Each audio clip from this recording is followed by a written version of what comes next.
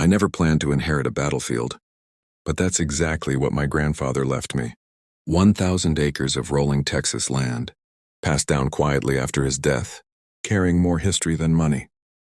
I'm Clayton Bridwell, 52 years old, semi-retired. Living a simple life I thought I understood. What I didn't know was that an entire luxury neighborhood had been living comfortably on land they didn't own, crossing roads they didn't have rights to, and pulling water from a spring my family protected for generations. The first warning came at my grandfather's old cattle gate. I was checking fence posts when a white BMW X7 slammed to a stop like it owned the road. Out stepped Constance Hartwell, HOA president attorney, and the kind of woman who speaks in court sentences even when ordering coffee. Designer heels in ranch dirt, sunglasses locked in place, clipboard ready like a weapon. She didn't introduce herself. She didn't ask questions. She shoved violation notices into my chest and told me to remove the gate immediately because I was blocking their private road. I didn't argue. I didn't raise my voice. I just nodded and reminded myself of something my grandfather used to say. Loud people rely on noise because they're afraid of facts. That road, she claimed, was carved in 1962 by a borrowed bulldozer in my grandfather's hands. The fence had stood longer than her entire subdivision existed. And tomorrow morning, a county surveyor was scheduled to walk every inch of my property. 8 months earlier, this land had felt like a gift wrapped in grief. My wife Sarah passed from cancer the winter before, and every morning I still talked to her photo while the coffee brewed. She dreamed of helping kids who couldn't afford college. I dreamed of quiet. Instead, I was living on Social Security while property taxes climbed, because $1-million homes surrounded me. Cedar Valley Estates wasn't small. 200 houses, manicured lawns, and residents who assumed wealth replaced permission. Constance spoke to me like I was an inconvenience standing in the way of progress. What she didn't realize was that my grandfather documented everything. Deeds, surveys, water rights. Every promise made on this land was written down, signed, and filed. When the lawsuit threat came, $50,000 dangling over my head, fear hit hard. That kind of number can erase a man living month to month. But fear has a way of sharpening focus. I remembered the courthouse basement, the smell of old paper, and my grandfather's voice reminding me that truth doesn't hide forever. That night I opened my notebook and tapped my pencil 3 times. The fight wasn't loud yet, but it had already begun. The courthouse basement smelled like dust, burnt coffee, and forgotten promises. That's where my grandfather always said the truth lived. Not in threats or letters from expensive lawyers, but in filing cabinets no one bothered to open anymore. I paid $25 for a full property search and settled in for what turned into the longest day I'd had since Sarah's diagnosis. I copied everything: deeds, maps, handwritten, notes from surveyors who retired before I was born, and buried in a yellowed folder dated 1962 I found it. The original property deed. Private road. Private water rights. In perpetuity. Clear as daylight. No ambiguity. No loopholes. My hands actually shook when I read it, because this wasn't just land. It was proof that my grandfather had protected us long before any HOA existed. That's when the clerk leaned in and lowered her voice. She'd worked there since the Carter administration and had seen every trick developers like to pull. The HOA easement, it expired last December. Temporary access agreement. 25 years. Never renewed. I felt my chest tighten as the math clicked together. For 11 months, Cedar Valley Estates had been crossing my land illegally. Every car, every delivery truck, every golf cart headed to their country club. Constance hadn't made a mistake. She'd made an assumption. She thought intimidation would keep me quiet. She thought I couldn't afford to look. That assumption cost her everything. Back home, the harassment escalated. HOA trucks rolled by slowly. Cameras pointed at my fences.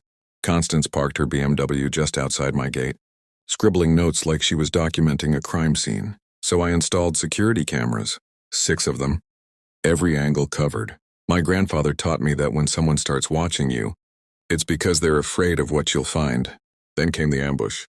A county inspector showed up at my well with a shutdown notice, claiming I was stealing water from the community aquifer. 48 hours or a $10,000 fine. Without that well, the ranch was dead. But ranch life teaches you something city people forget. Water has a history, and history leaves records. In the barn, behind oil-stained folders and rusted tools, I found the original well permit from 1964.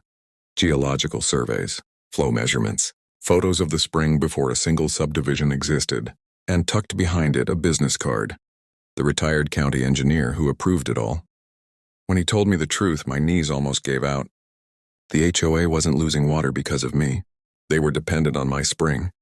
They always had been. That night, for the first time, fear loosened its grip. Because I wasn't fighting uphill anymore. I was standing on the foundation my grandfather built, and it was solid. Once I understood the water situation, everything shifted. What started as a property dispute was turning into something much bigger, something Constance Hartwell never planned for. I wasn't just defending a gate anymore. I was holding leverage, and she didn't even know it yet.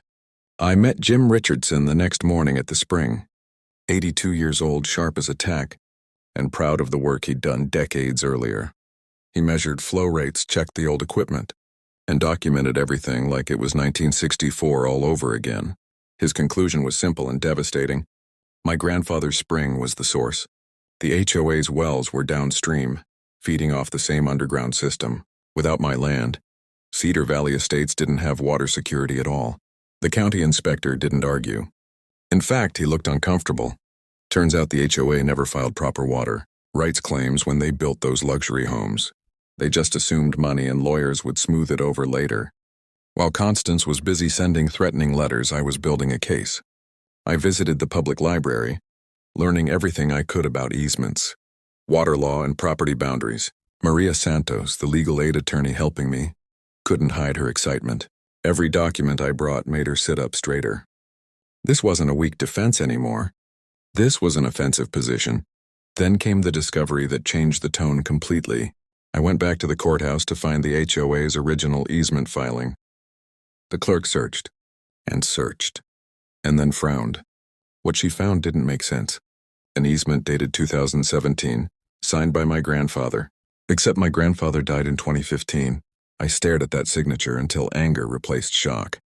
Someone had forged a dead man's name to steal access to his land. Maria confirmed what I already felt in my gut.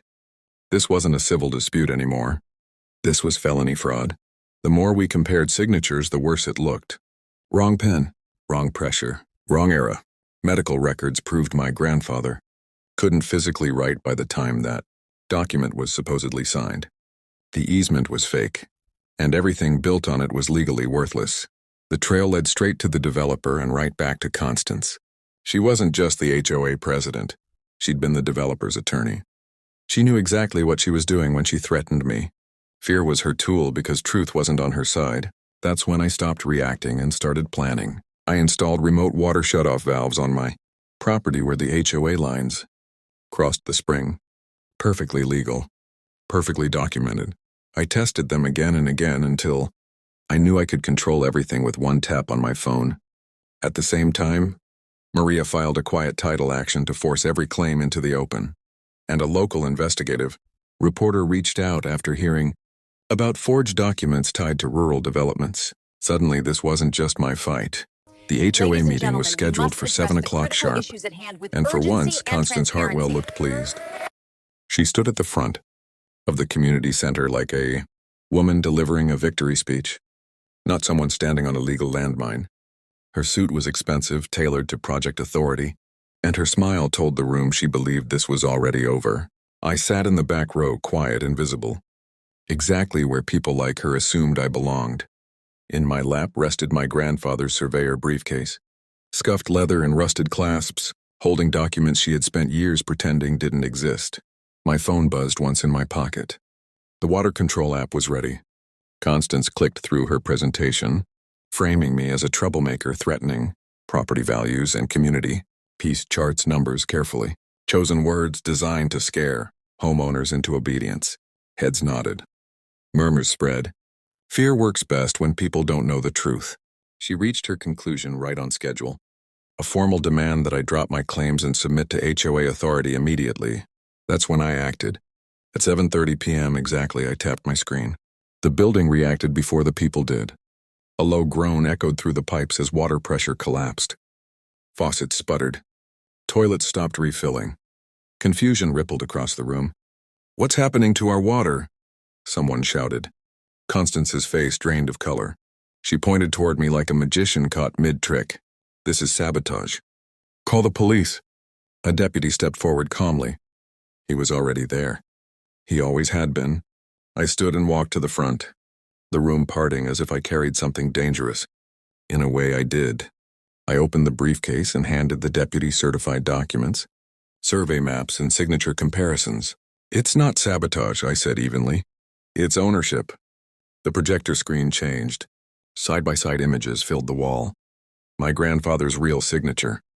The forged one filed 2 years after his death. Even from the back row, the differences were obvious. Gasps spread. Phones came out. The lie collapsed in real time. Constance tried to speak, but the authority was gone.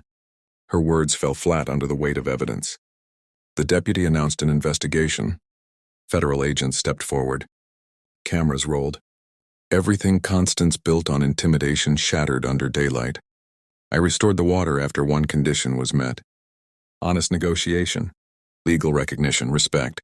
Within hours, the meeting ended in chaos. Within days, Constance resigned. Within weeks, the HOA board was replaced. Justice didn't arrive quietly. It arrived flowing through pipes that had never belonged to them. By the time Thursday night arrived, everything was already in motion. The board meeting wasn't just another HOA gathering anymore. It was the pressure point where months of intimidation, forged paperwork, and quiet threats were finally going to collide in public. I walked into the Cedar Valley Estates Community Center with nothing but my grandfather's old briefcase and my phone in my pocket, looking like a man who'd already lost. That's exactly how Constance Hartwell wanted me to look. The room was packed wall to wall. Families squeezed into folding chairs, whispering about water bills, lawsuits, and property values. Rebecca Torres and her news crew stood near the back. Professional and silent, cameras angled but not rolling yet. Deputy Martinez leaned against the exit wall, arms crossed, eyes sharp. Constance stood at the front, polished and confident, flanked by 2 expensive attorneys who scanned the crowd like predators. She opened the meeting with a practiced smile and launched straight into her presentation. Slide after slide painted me as the problem. A hostile landowner, a threat to community stability, someone abusing legal loopholes to extort an HOA. Heads nodded. Murmurs spread. Most of these people had no idea they'd been drinking water from a spring their HOA didn't legally own. Constance's voice carried authority as she spoke about protecting shared resources and defending the community from harassment. She made it sound noble, necessary, almost heroic. She built momentum carefully, framing herself as the only thing standing between order and chaos. Her final slide appeared. A demand that I withdraw all legal claims and permanently remove my gate. That was the moment everything slowed down. At exactly 7:30 p.m., while Constance was mid-sentence, I unlocked my phone and opened the water control app. 3 taps. That was all it took. The main lines feeding Cedar Valley Estates shut off simultaneously. Within seconds, the room reacted. Toilets stopped refilling. Faucets sputtered. Confusion rippled through the crowd like a shockwave. "What's happening to the water?" someone shouted. Constance froze. Her face drained of color as she pointed toward me. "This is sabotage," she yelled. "Call the police." Deputy Martinez stepped forward calmly. "I'm already here," he said. "And we need to talk about how this water runs through Mr. Bridwell's property on documents proven to be fraudulent." I stood up then, the room falling silent as I walked toward the front. I placed my grandfather's briefcase on the table beside Constance and looked directly at her. "This water belongs to my family," I said evenly, "and tonight everyone's going to see why." Rebecca's camera light clicked on, and that was only the beginning. The silence after the cameras turned on was heavier than the shouting that came before it. Every whisper in that room died the moment. Rebecca's red recording light blinked to life. I opened my grandfather's briefcase slowly, deliberately, letting the sound of worn leather cut through the tension. Constance stood frozen beside me, her confidence cracking in real time. The projector screen behind us flickered, then filled with the first image. My grandfather's real signature from a 2009 survey document. Bold and steady. Then the second image appeared. The 2017 easement signature, Constance had filed thin, shaky, wrong. The differences were impossible to ignore. A low murmur spread across the room. People leaned forward. Phones came out. Someone gasped. My grandfather died in 2015, I said calmly. 2 years before that easement was signed. Constance opened her mouth, but nothing came out. The next slide showed medical records confirming my grandfather's stroke in 2013. Limited mobility, no ability to sign documents without assistance. The following slide showed county timestamps proving the HOA had filed the easement after his death, one lie stacked neatly on top of another. That's fake, someone shouted from the crowd. That's straight up fake. Deputy Martinez stepped closer, his voice steady. Ms. Hartwell, you're aware filing forged property documents is a felony. Constance shook her head frantically. This is being taken out of context, she said. There must be a clerical error. That's when Rebecca switched the screen again. Audio waveforms filled the projector. Jim Patterson's recorded conversation played through the speakers. Constance's voice was unmistakable, offering cash to falsify a water safety report, promising favors, pushing harder when refused. The room erupted. You tried to bribe an inspector? Someone yelled. Constance turned toward the exit, but 2 men in plain clothes stepped forward, flashing badges, federal, calm, unavoidable. Ms. Hartwell, one of them said, we're investigating a broader pattern of easement fraud tied to Pinnacle Development Group. That name hit the room like a bomb. I continued, my voice cutting through the chaos. Water usage data shows this entire community depends on a spring that runs through my land. Every drop you've been using flows through pipes installed, without my family's permission. The truth settled in fast. Anger replaced confusion. Residents realized they hadn't been protected. They'd been lied to. Constance's lawyers whispered urgently to her, gathering papers like shields that no longer worked. I'm willing to restore the water, I said, the moment this HOA agrees to negotiate a legal fair easement. The crowd turned on Constance. Turn the water back on. Fix this. This is your fault. Her power collapsed right there in front of everyone, and the meeting was no longer hers. The room erupted the moment people fully understood what had been done to them. Neighbors who had nodded along with Constance's presentation minutes earlier were now shouting questions she couldn't answer. Water bills, legal fees, property values. Every complaint she had blamed on me suddenly pointed straight back at her. How long have you known? Someone demanded. Constance stayed silent, her lawyers whispering urgently at her side. Papers were being stacked, folders snapped shut, as if closing a briefcase could somehow close the truth. It couldn't. Not now. Not with cameras rolling and federal agents standing 10 feet away. A woman in the second row stood up, her voice shaking. My husband and I bought here because we were told the water rights were secure. They weren't, I said evenly. They were stolen. That word landed hard. The sheriff stepped forward, raising a hand for quiet. Everyone needs to calm down. This is now an active investigation. Rebecca's camera caught everything. The anger, the betrayal, the realization spreading across the room that they hadn't been defending their community. They'd been protecting a lie. One by one, board members avoided eye contact with Constance. A man in a gray blazer quietly slid his nameplate off the table. Another stood and moved to the back of the room. Leadership was dissolving in real time. That lawsuit she filed against you, a resident called out. We paid for that? Yes, I answered. Every threatening letter, every court filing, every intimidation tactic, all funded by your HOA dues. The outrage turned explosive. Deputy Martinez leaned toward me. You did exactly what you needed to do. From here on out, let us handle it. Constance finally spoke, her voice brittle. This meeting is adjourned. No, someone shouted back. You're done. A vote was called right there, messy but unstoppable. Hands went up. Voices echoed. The motion to remove Constance Hartwell as HOA president passed unanimously. Even her own allies voted against her. She sat back slowly as if gravity had finally found her. Her lawyers didn't wait. They stood, nodded stiffly, and walked out. Retainers evaporate fast when fraud enters the room. I pulled out my phone. I can restore water immediately, I said. But only if the new board agrees to pause all litigation and enter mediation. The answer came instantly. Yes. I tapped the screen. Within minutes, faucets hissed back to life. Relief rippled through the crowd, mixed with embarrassment and anger. This wasn't victory cheers. This was reckoning. Constance was escorted out through a side door. Eyes locked on the floor, cameras following every step.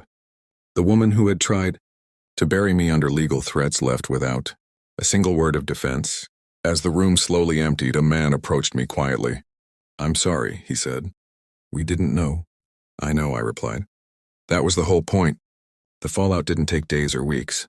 It began the moment Constance walked out of that room. Phones were already buzzing.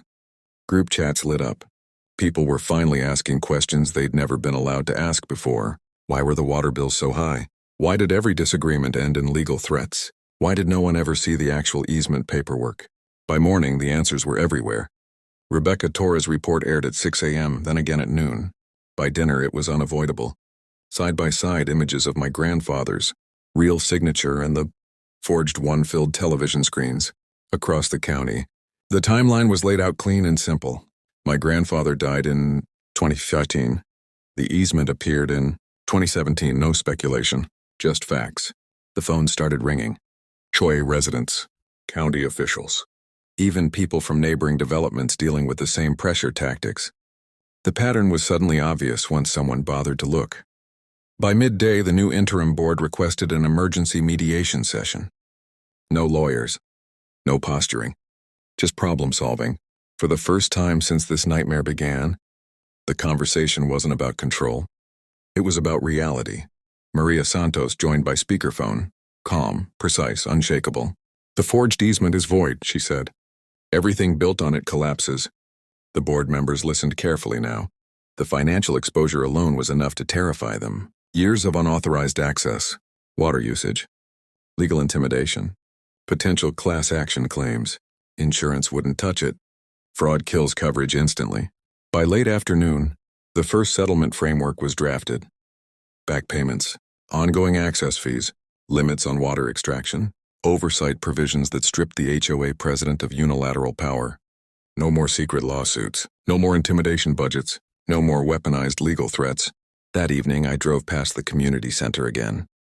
The same building where I'd been painted as a villain now hosted residents lining up to speak with Rebecca's producers. Everyone wanted to go on record. Everyone wanted distance from Constance. She was already being erased. County records were flagged. Federal investigators expanded their scope. Pinnacle Development's old filings were reopened across multiple counties. My case wasn't an anomaly. It was a blueprint. That realization changed everything. What started as one man defending his land had exposed a system designed to prey on people without resources, elderly owners, rural families, anyone who couldn't afford a drawn-out legal war. That night, I sat on my porch again. Same chair, same view, but the air felt different, lighter. The fear that had been sitting in my chest for months was gone. In its place was something steadier. Resolve. Because this fight was never just about a road or a well.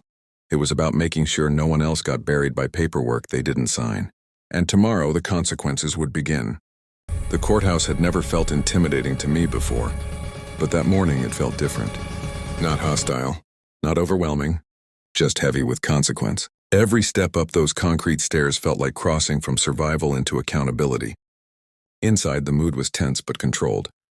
Federal investigators moved with quiet purpose. Clipboards tucked under arms, conversations kept low. This wasn't about headlines anymore. This was about charges. Maria met me near the security checkpoint. Calm as ever. "They're consolidating cases," she said. "Yours isn't standing alone now." That mattered. Because when fraud stops being isolated, it stops being survivable. By noon, subpoenas were being issued. Pinnacle Development's shell companies, former executives, outside legal counsel. Names that had once been untouchable were suddenly printed on official documents. Constance Hartwell's name appeared more than once. Rebecca Torres waited outside the courtroom steps, microphone ready. "What does justice look like to you?" she asked. I didn't hesitate. Truth on record. Consequences that stick. Behind us, the county clerk's office began the slow process of correcting history. Fraudulent filings flagged. Easements suspended. Properties restored to their rightful owners pending review. One clerk looked up from her computer and shook her head. I can't believe how many of these are connected. That was the point. By mid-afternoon, the HOA's emergency settlement offer came through. Quicker than expected, larger than expected. Fear has a way of speeding negotiations. $75,000 in damages, immediate reimbursement of legal costs, a permanent access agreement recorded under judicial supervision. No loopholes. No private amendments. Maria read it once, then nodded. This is fair. And enforceable. I signed. Not because I needed the money. Because I needed the record. Outside, reporters were already framing the story as a warning shot. Not just against one HOA, against an entire industry that assumed rural families wouldn't fight back. Phones kept ringing. Calls from people I'd never met. Same story, same pressure, same threats. And for the first time I had an answer for them. Document everything. Don't panic. You're not alone. That evening, I visited my grandfather's grave. I told him the land was safe. The spring was protected. His name had been cleared in a courtroom where lies don't survive long. The wind moved through the trees like quiet approval. This wasn't revenge. This was restoration. And the ripple effects were only beginning. Because when one forged signature gets exposed, people start looking harder at all the others. And they were looking now. The settlement didn't end the story. It unlocked it. Once the paperwork was signed and recorded, the real work began quietly. Without cameras or speeches, county inspectors arrived at the ranch not as adversaries but as partners. They measured flow rates, reviewed decades-old permits, and confirmed what my grandfather had always known. The spring was legitimate, protected, and more than capable of supporting the valley when managed responsibly. The findings went straight into official records. That mattered more than any check, because for years developers had relied on ambiguity, on missing files, on overwhelmed clerks and intimidated landowners. Clear documentation was their enemy. Word spread fast. Within weeks, 3 other families contacted Maria Santos after recognizing the same pressure tactics, same threats, same sudden easement claims, same legal intimidation designed to exhaust them into compliance. This time it didn't work. The county issued formal notices freezing disputed developments pending review. Water permits were suspended. Construction timelines stalled. Investors started asking uncomfortable questions. Money hates uncertainty. Rebecca Torres followed the trail relentlessly. Each new broadcast added names, documents, and context. What had once been framed as neighborhood disputes was now recognized as systemic exploitation. One county commissioner admitted it publicly. We failed to protect rural property owners. That admission opened doors. Funding was approved for a rural property rights task force, a hotline, free legal workshops, a system designed to prevent exactly what had happened to my family. The ranch felt different now. Not quieter, stronger. I walked the fence line one morning checking posts my grandfather had set by hand. Every marker was exactly where it belonged. No more guessing, no more defending against fabricated boundaries. That afternoon I transferred $50,000 into a newly created trust, the Sarah Bridwell Memorial Scholarship. Trades education, no bureaucracy, just opportunity. Sarah would have loved that. The first applications arrived within days. Kids who wanted to learn welding, electrical work, mechanics, skills that build things instead of taking them.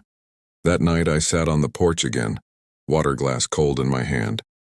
Same spring, same land. But now it felt protected not just by fences, but by record. For the first time, the future didn't feel fragile.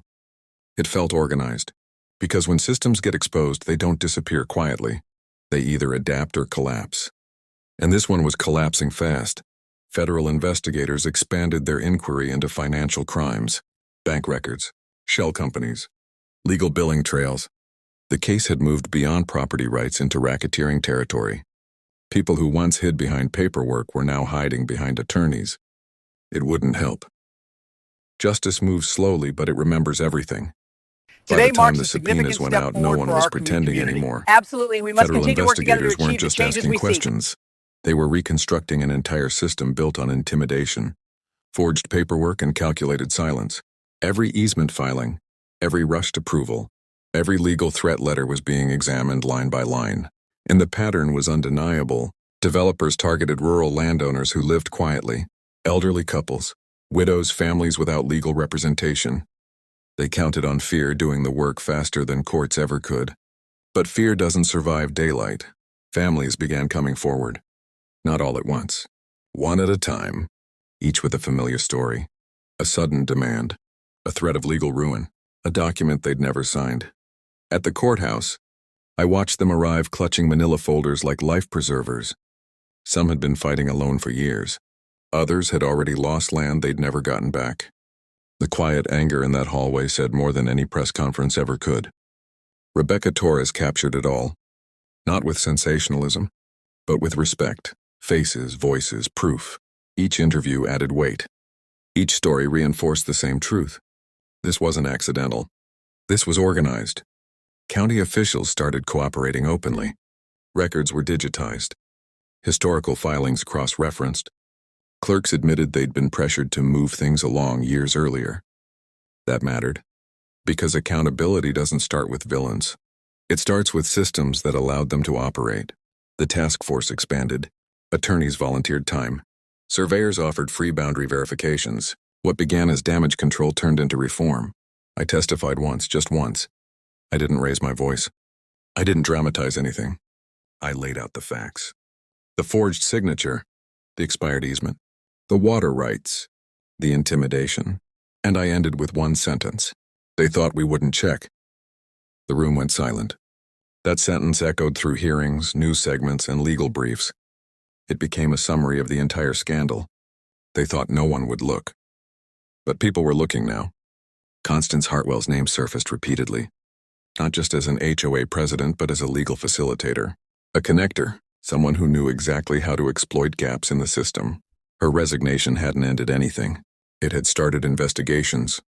Charges followed. Not rumors, not speculation, charges. For the first time since Sarah passed, I felt something close to peace, not relief. Closure is quieter than that. It's knowing the truth is documented. Back at the ranch, I found my grandfather's notebook again. The one where he'd written down water levels and fence repairs. On the last blank page, I added a single line. Land defended. Truth recorded. I closed it gently.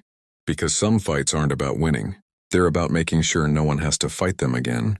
And the final chapter was almost ready to be written. The land feels different when the fight is finally over. Not louder. Not richer. Just honest. Mornings on the ranch returned to their old rhythm. Coffee steaming on the counter. Windmill turning slow and steady.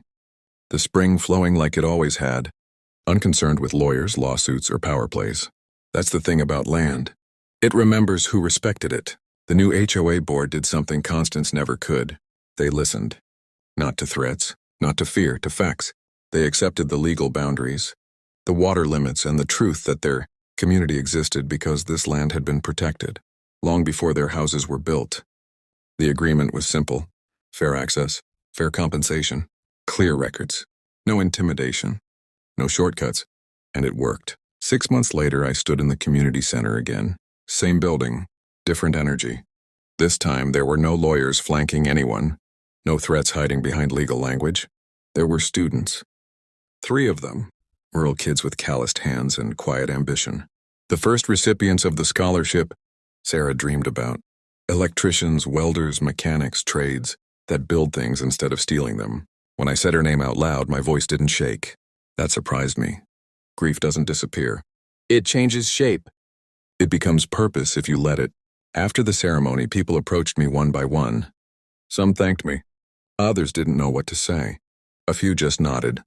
The kind of nod men give when words would cheapen the moment. One elderly man pressed a folded deed into my hand. They tried this with my creek too, he said quietly. I didn't know I could fight. Now he did. The calls started coming in after. That neighbors, strangers, people who'd been told they were powerless. People who believed paperwork mattered more than truth. I told them the same thing every time. Check the records. Ask questions.